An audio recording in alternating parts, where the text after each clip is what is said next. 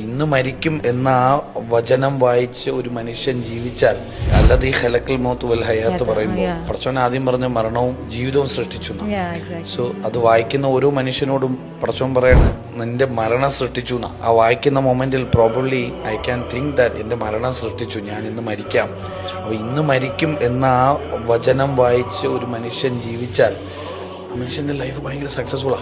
അവന് പിന്നെ ഈഗോ ഇല്ല, അവന് ഫിയർ ഇല്ല, അവന് എക്സ്പെക്ടേഷൻ ഇല്ല.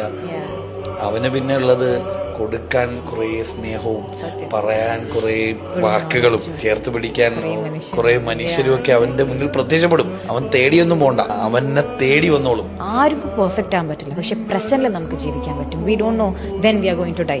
ഈ പറയണ ഞാൻ ചിലപ്പോൾ നാളെ മരണപ്പെട്ടേക്കാം. അതുകൊണ്ട് ഞാൻ എന്ത് ചെയ്യണം, എനിക്ക് ബെസ്റ്റ് ഓഫ് ദി ബെസ്റ്റ് ഇന്ന് കൊടുക്കാൻ പറ്റണം, ഈ പ്രസന്റിൽ കൊടുക്കാൻ പറ്റണം. That is my success. അല്ലാണ്ട് വേറെ ഡെഫിനിഷൻ ഇല്ല. ഓക്കെ, ഞാൻ ഫ്യൂച്ചറിൽ ഉമ്മാക്കത് വാങ്ങിക്കൊടുക്കും, ഇത് വാങ്ങിക്കൊടുക്കും, അതല്ല. എനിക്ക്